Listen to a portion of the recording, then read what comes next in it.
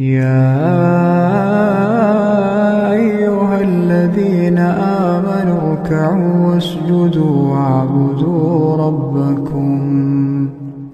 Al-Imam Ghazali, Abu Hamid Muhammad bin Ahmad Al-Ghazali At-Tus, yang lahir 450 Hijriah, meninggal 505 Hijriah, dalam kitab Ihya Ulumuddin, beliau mengatakan ada 7 huruf yang tidak terdapat di surat Fatihah. 7 huruf tidak terdapat di surat Fatihah. Huruf yang pertama huruf tha. Di lisan, tha. Tha laisa fiha li'annahu ismu sabur. Huruf tha tidak terdapat di surat Fatihah karena sa itu nama dari subur. Subur itu artinya celaka. Artinya wa man qara al-Fatihah yata'awwadhu Allahu minas subur. Siapa yang sering membaca surat Al-Fatihah, Allah jaga dia dari kebinasaan. Itu. Jadi harus tahu tuh huruf-huruf yang tidak ada, ternyata itu doa. Ya Allah, seakan-akan kita, ya Allah, saya membaca surat Fatihah, saya minta pelindungan dengan berkat surat Fatihah kepadamu agar kami tidak celaka di akhirat.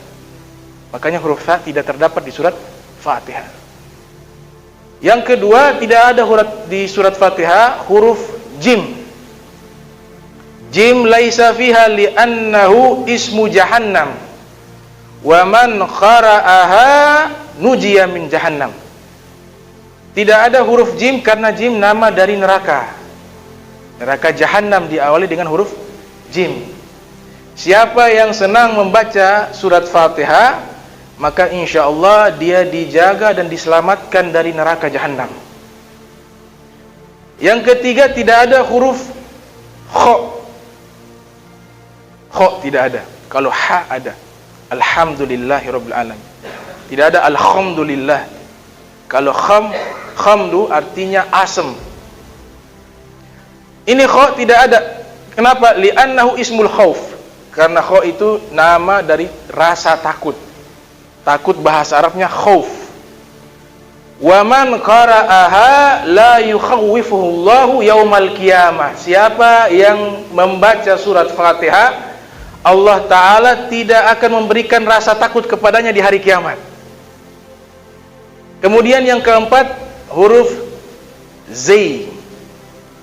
Zai, temannya ro. Ini zai laisa fiha, huruf zai tidak ada di surat Fatihah. Li'annahu ismu zakum, karena itu nama dari buah neraka, namanya buah zakum. Itu buah di neraka. Disebutkan oleh para ulama pakar tafsir Al-Quran, itu buah zakum itu dia berduri. Jadi orang-orang neraka punya makanan itu buah zakum. Dia seperti duren. Tapi awalnya tidak berduri, ketika masuk sudah di dalam baru durinya muncul, itu hancur usus-ususnya. Makanya minta pelindungan kepada Allah. Yang suka membaca surat Fatihah, dia diselamatkan dari memakan buah zakum. Makanya huruf zai tidak ada di surat Fatihah. Yang kelima, huruf sya. Sya. Sya laisa fiha. Huruf sya tidak ada di surat Fatihah. Li'annahu ismu syawi, karena sya itu artinya panggang. Makanya orang Arab kalau bilang daging sate itu lahmu mashwi, daging yang dipanggang, daging sate.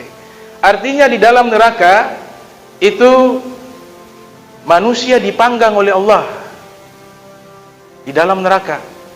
Maka siapa yang membaca surat Fatihah, dia diselamatkan dari dibakar oleh Allah Subhanahu wa taala. Man qara'aha harramallahu jasadahu 'alan nar. Siapa yang membaca surat Fatihah, Allah haramkan tubuhnya terbakar atau dibakar oleh api neraka. Sudah 5. Yang keenam, huruf fa tidak ada. Fa laisa fiha. Kenapa? Li'annahu ismul firaq. Karena fa itu artinya perpisahan. Wa man qara'aha la yufarriqhu Allah Ta'ala. Allah Ta'ala tidak akan memisahkan dirinya dengan orang yang ia cinta di akhirat. Jadi kalau kita baca surat Fatihah, orang-orang yang kita cinta di dunia akan berjumpa juga di akhiratnya Allah Subhanahu wa taala, di surganya Allah Subhanahu wa taala. Yang terakhir tidak ada huruf zo. karena nama neraka Luz. Ada neraka namanya neraka Luz. Siapa yang membaca ini surat Fatihah, Allah Subhanahu wa taala yunja minal Luz. Allah diselamatkan dia daripada neraka Luz. Maka itu dinamakan surat doa. Jadi kita punya Fatihah itu dengan 7 huruf yang tidak ada di surat Fatihah, seakan-akan kita berdoa meminta untuk diselamatkan dari 7 hal tersebut. Itu surat Fatihah. Ada juga surat-surat tertentu, di antaranya juga surat Al-Waqi'ah. Nabi ajarkan surat Al-Waqi'ah menghindarkan daripada kefakiran. Rasul sallallahu alaihi wasallam bersabda, "Man qara al-Waqi'ah lam tusibhu faqah abadah." Siapa yang membaca surat Al-Waqi'ah, maka tidak ditimpa kefakiran selama-lamanya, kata Rasul sallallahu alaihi wasallam. Ada juga surat namanya Tabarak Al-Muluk. Nabi katakan suratut Tabarak hiya mani'atun min azabil qabr. Surat Tabarak itu ia mencegah daripada azab kubur. Disebutkan di dalam kitab Al-Lam'u fi Asbabil Wurudil Hadith. Jadi ada sahabat ini pergi berburu. Sampai waktu sudah malam, beliau buat tenda, tidur. Ketika meletakkan beliau punya kepala di atas tanah, berbaring, beliau dengar itu suara orang baca surat Tabarak. Oh, kabur, lari. Dengar orang baca surat Tabarak di dalam tanah. Besok harinya ketemu dengan Rasul sallallahu alaihi wasallam. Kemudian mengabarkan, "Ya Rasulullah, semalam saya mendengar orang baca surat Tabarak." Kata Nabi, "Itu kau tidur di atas kuburan." Ternyata itu di tenda yang dia pasang itu kuburan di situ. Di zaman itu kan belum pakai batu nisan, dia tidak tahu kuburan siapa, tidur di situ. Kemudian Nabi katakan, "Ketahuilah itu kuburan. Itu yang baca penghuni kubur. Ketika dia hidup di dunia, dia senang membaca surat Tabarak, dan Allah Ta'ala jaga dia daripada azab kubur," kata Rasul sallallahu alaihi wasallam. Itu surat Tabarak. Ada juga surat yang istimewa juga, surat Yasin. Nabi katakan, "Likulli syai'in qalbu wa qalbul Qur'an suratu Yasin." Segala sesuatu punya hati, dan hati daripada Al-Qur'an surat Yasin. Jadi Yasin itu hatinya Al-Qur'an, kata Rasul sallallahu alaihi wasallam. Ada juga surat Al-Ikhlas. Ini yang paling pendek tapi fadilahnya besar. Nabi sallallahu alaihi wasallam bersabda, "Qul huwallahu ahad ta'dilu thulatsal Qur'an." Qul huwallahu ahad itu menyamai sepertiga Al-Qur'an, kata Rasul sallallahu alaihi wasallam. Kayaknya ada sahabat-sahabat mereka takhsisus surah, mengkhususkan satu surat karena mereka cinta. Sebutkan dalam riwayat kitab sejarah, ada imam di zaman sahabat bacaannya hanya Al-Ikhlas. Tidak ada surat lain. Baca Fatihah, selesai. Qul huwallahu ahad, Allahu samad, lam yalid wa lam yulad. Akhirnya ini jamaah yang makmumnya protes. Ini tidak ada surat yang lain, hanya Al-Ikhlas terus. Mereka mengadu ke Nabi sallallahu alaihi wasallam, "Ya Rasulullah, ini imam kami ini bacanya Al-Ikhlas terus." Kemudian Rasulullah sallallahu alaihi wasallam mengatakan, "Apakah kalian ridho beliau menjadi imam?" "Iya, beliau orang baik. Tapi itu masalahnya tidak ada surat lain kecuali Al-Ikhlas saja, dibaca selesai Fatihah Al-Ikhlas."